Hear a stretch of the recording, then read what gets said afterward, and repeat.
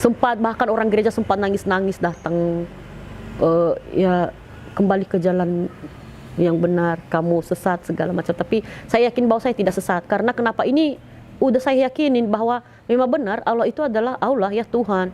Tidak ada Tritunggal, nggak ada anak, nggak ada bapak, nggak ada Yesus di sana. Yesus itu dia nabi.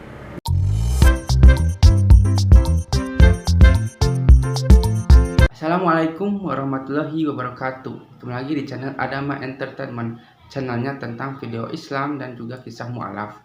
Sebelum mulai, jangan lupa untuk like dan juga subscribe ya. Tanpa panjang lebar, ayo kita saksikan. Kalau kita nikah sama orang Islam, baik pun orang Islam maupun non-Muslim, selama ini mereka nggak ada yang tahu. Ini rahasia nih ya. Tapi saya buka bahwa kalau kita nikah sama seorang Muslim itu bukan berarti bahwa dia jadi imam, dia menanggung dosa kita. Selama ini ustadz-ustadz banyak berceramah di luar sana.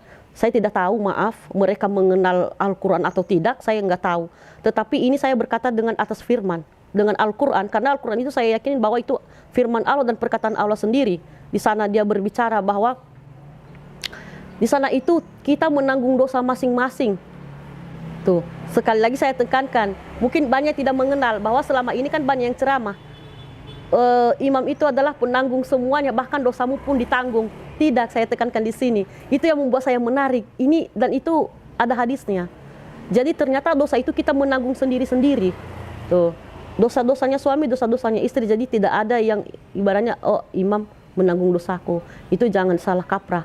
Makanya saya mau bilang, sekalipun kita lahirnya dari tengah-tengah Islam, ayo, kalau kita tidak mengenal Al-Quran, kita bakal sesat dalam kehidupan ini. Banyak sekarang karena banyak ustadz-ustadz yang hanya mendengar, tetapi mereka tidak tahu apa isi Al-Quran itu. Kalau hanya untuk mendengar, itu hanya sebatas cerita. Tetapi kalau kita udah melihat, berarti kita adalah pelakunya. Kalau dulu di agama sebelah, ya mereka berkata bahwa di saat Tuhan dan Allah itu udah menjadi Yesus, dia disalibkan terus dibangkitkan, disitulah semua dosa kita udah ditanggung. Ya. Tapi menurutku kalau dia udah tanggung dosa kita, berarti kita manusia ini, kita suka-suka berbuat dosa. Tapi kenapa firmannya diturunkan? Bahwa jangan melanggar ini, perintah Allah ini ada ini, jangan ini, jangan membunuh, jangan berzina, jangan ini, hormati ayah dan ibumu. Ya. Kenapa diturunkan ayat itu? Kalau memang benar-benar dia udah menanggung dosa kita. Tapi faktanya, kita akan bicara di dalam Quran atau di dalam kitab, apapun. Itu tidak. Kita tetap dosa kita akan kita tanggung sendiri-sendiri. Jadi jangan salah kaprah. Tuh. Itu yang menjadi ibu juga tertarik dalam Islam. Ya. Oke. Sekarang saya mau tanya tentang keluarga, Bu. Setelah ibu masuk Islam, itu apa respon keluarga tuh? Ya, alhamdulillah. Karena dulu saya bangga juga, alhamdulillah banget. Kerabat saya boleh menjauhin aku, boleh membenciku, mereka bilang saya sesat, saya kafir, pokoknya macam-macam saya dikatain. Tetapi satu saya hanya mau bilang bahwa Allah sayang sama aku. Bagaimana satupun keluargaku tidak membenciku walaupun di kampung benar. Bahkan abang saya kalau dinas dia diolok-olok, dikata-katain, bagaimana adikmu begini begitu. Tapi dia hanya bisa berkata bahwa dia tahu apa yang dia lakukan. Yang keluarga saya tahu bahwa dulu saya ini adalah pendoa di gereja dan saya melayani di mana-mana dan mereka percaya bahwa adik mereka ini tahu mana yang terbaik. Dan alhamdulillah sekarang kalau mereka sakit, mereka bilang, "Dek, doain kami." Dan kami hanya menunggu kamu jadi sesuatu penceramah kalau pulang. Sekarang saya bilang, ya Allah, jadikan aku seperti harapan keluargaku. Setidaknya walaupun saya tidak berceramah untuk orang, tetapi aku ceramahkan dulu diriku sendiri dulu.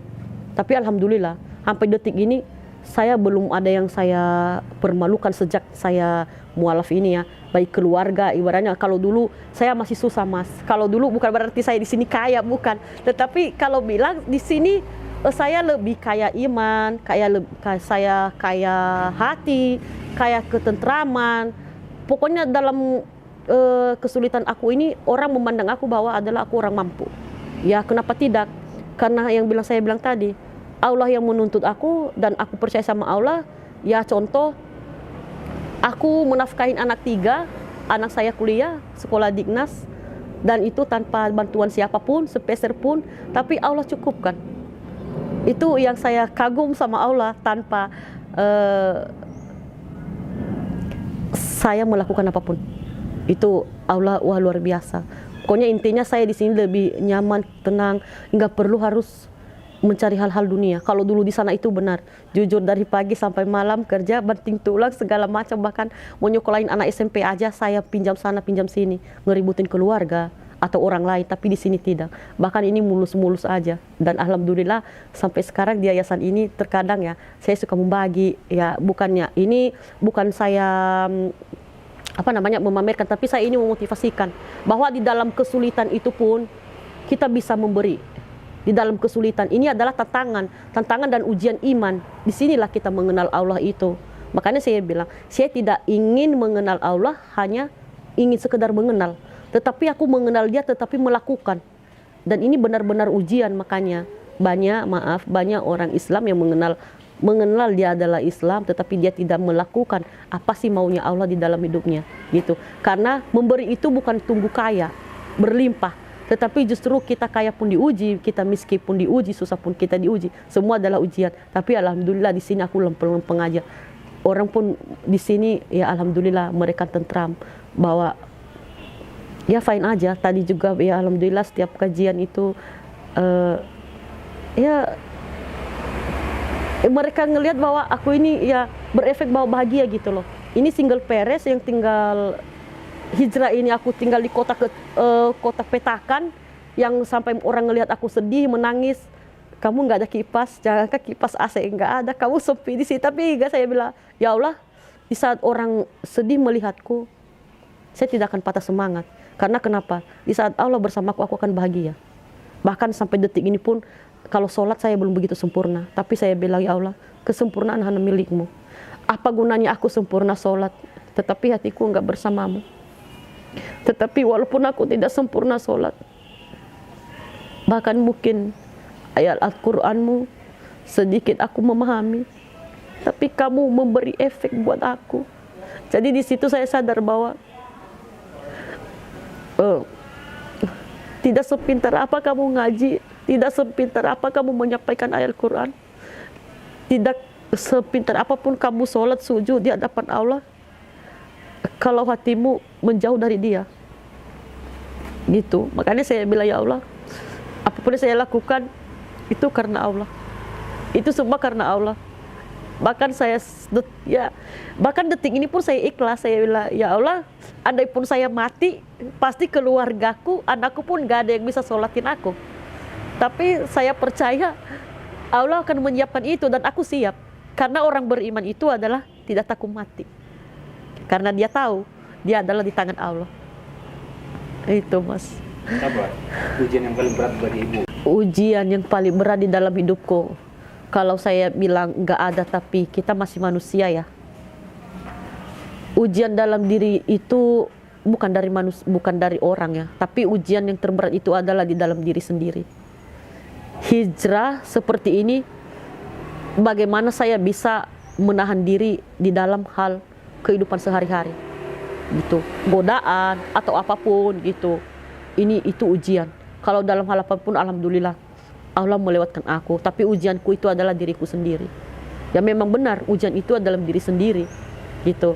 Kalau dari ujian dari orang ya pasti, tapi nomor satu adalah diri sendiri, gitu. Itu ujian terberat adalah diri sendiri. Jadi Ibu cerita soal tentang pendoa itu maksudnya gimana di agama sebelumnya? Ya, aku pendoa di gereja itu mungkin ngisi di atas mimbar ya, penyampaian puji-pujian, mendoakan orang ya. Terus kalau PA itu adalah pendalaman Alkitab, sedikit-sedikit menyampaikan gitu, belajar. Seperti itu. Aktif, paling rajin. Aktif, paling rajin pokoknya setiap Jumat itu pasti puasa. Terus apa respon mereka ketika Ibu mau masuk Islam? Saat saya masuk Islam itu mereka hanya bisa diam dan mereka bilang, tekunin apa yang kamu yakinin itu benar, karena kamu yang lebih tahu, kamu mengerti. Berarti nggak ada penolakan? Penolakan tidak ada. Entah mungkin karena ya aku seperti ini, kan saya udah bilang, aku ini Allah yang menuntun. Jadi mungkin iya, mereka banyak pertanyaan yang saya bilang tadi, kerabat-kerabat mereka banyak. Yaitu tadi kan mungkin dia pindah agama karena ya seseorang. Paling bodoh aku kalau aku pindah agama karena cowok. Aku juga paling bodoh kalau seandainya aku pindah agama karena harta. Karena itu semua tidak kekal dan saya tidak akan diselamatkan oleh hal itu. Terus aku dibilang kafir. Terus aku pokoknya salah jalan, aku orang sesat segala macam. Itu tetangga, bahkan ada beberapa wilayah, berarti 15 wilayah, 15 pendeta yang mendoakan aku berpuasa atas aku. Karena mereka sayang ya, karena aku dulu aktif dan mereka udah mengenal aku. Anak yang salah satu punya karunia, punya talenta yang dikasih Allah, bisa mendoakan orang. Walaupun ya ibaratnya karunia Allah yang dikasih. Kok bisa seperti ini? Tapi akhirnya makin kesini dengan berlaru-laru saya bilang, ya Allah, biarkan waktu semua yang menjawab. Saya hanya satu berkata bahwa Allah yang menuntut aku, Allah juga nih akan mengangkat derajatku suatu hari nanti. Tapi alhamdulillah akhirnya kesini mereka bisa menerima kalau dulu benar aku dijauhin. Ya macam-macam lah. Berarti sempat bikin gempar gereja. Ya sempat, bahkan orang gereja sempat nangis-nangis datang. Ya kembali ke jalan yang benar, kamu sesat segala macam. Tapi saya yakin bahwa saya tidak sesat. Karena kenapa ini udah saya yakinin bahwa memang benar Allah itu adalah Allah ya Tuhan. Tidak ada Tritunggal, nggak ada anak, nggak ada bapak, nggak ada Yesus di sana. Yesus itu dia nabi, gitu. Saya berkali-kali lagi berkata, bahkan saya selalu bilang kalau saya ketemu pendeta, jemaah atau siapapun, saya selalu mengatakan ke mereka bahwa boleh kalian berdebat, tetapi aku adalah bukan debat ahli agama.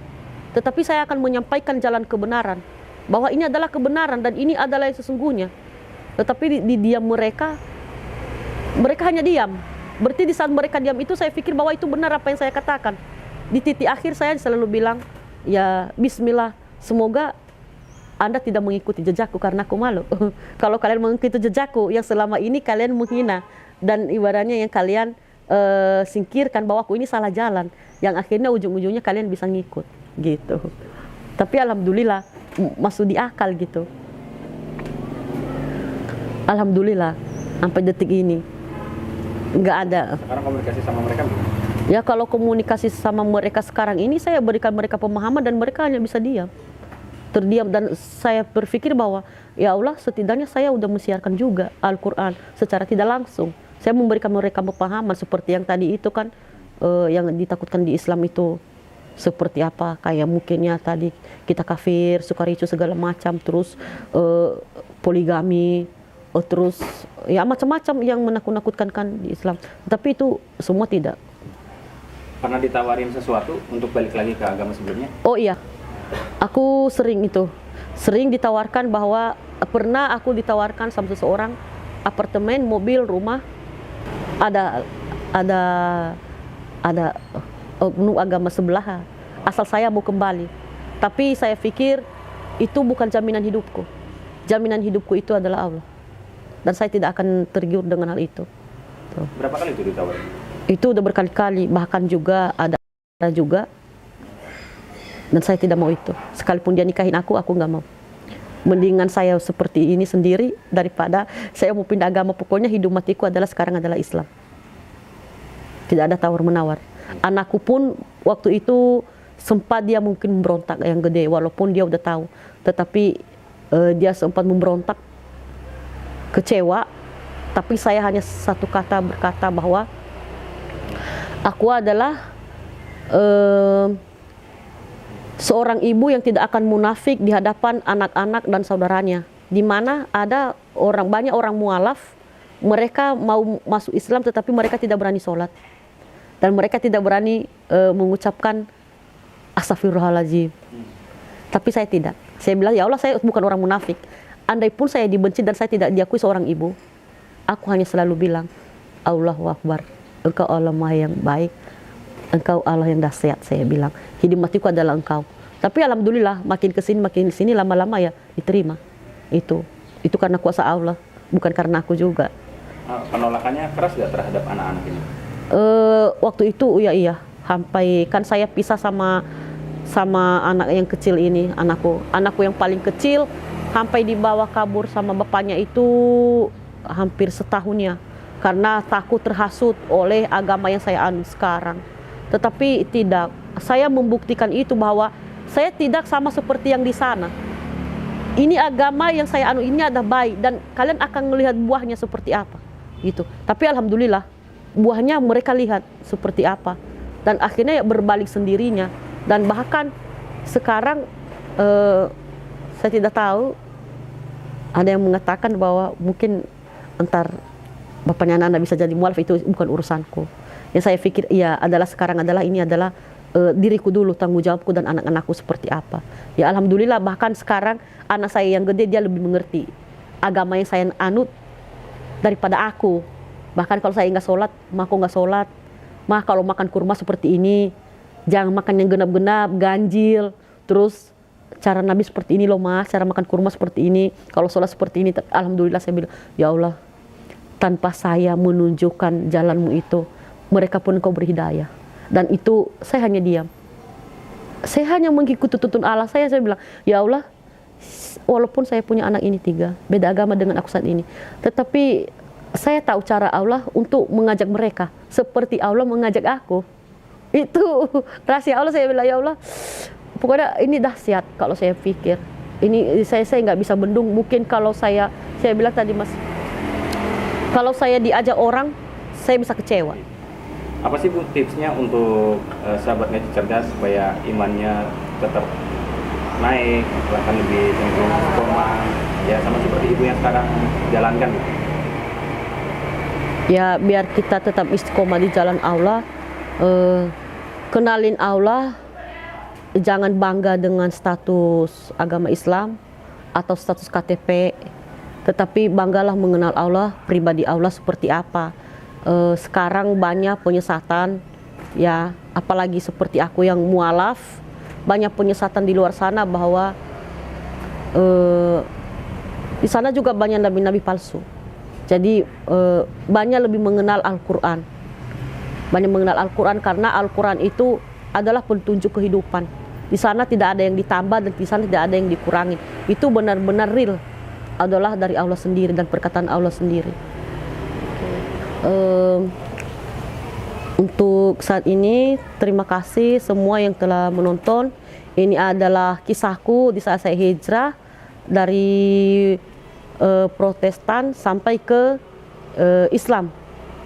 Ya, jadi lebih kurangnya saya mohon maaf, karena saya adalah hanya sebagai manusia, kesempurnaanku terbatas. Yang sempurna itu adalah milik Allah. Sebelum saya menutup kisah dan ceritaku, akan saya mendoakan semua teman-teman dan sahabat.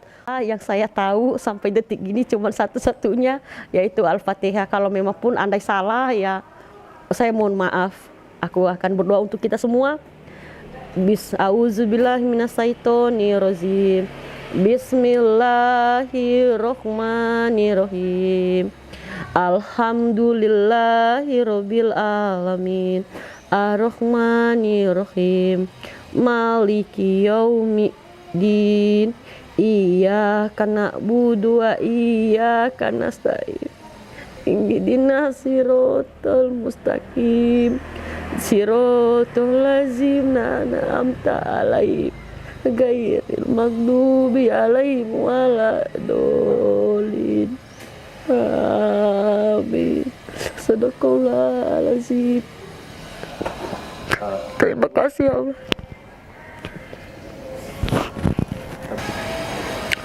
Buat guruku Panajam yang saya hormati, ya saya anggap sebagai orang tuaku. Terlebih-lebih saya terima kasih dulu sama Allah.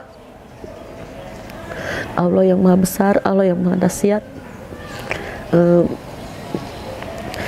Dia telah mengirim Pak Kiai, guru besarku, yaitu Panajam, yang mendidik aku, yang membimbing aku, yang mencerahkan jalan kebenaran.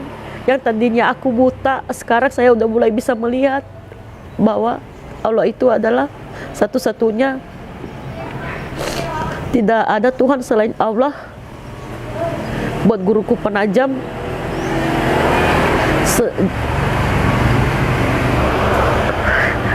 jadilah guru yang baik buat aku maupun baik siapapun, dan jangan lelah untuk membimbingku, jangan lelah-lelah untuk mengajariku di dalam kekuranganku seperti ini. Semoga Bapak selalu sehat selalu, Bapak diberi panjang umur, Bapak dimudahkan segala urusannya.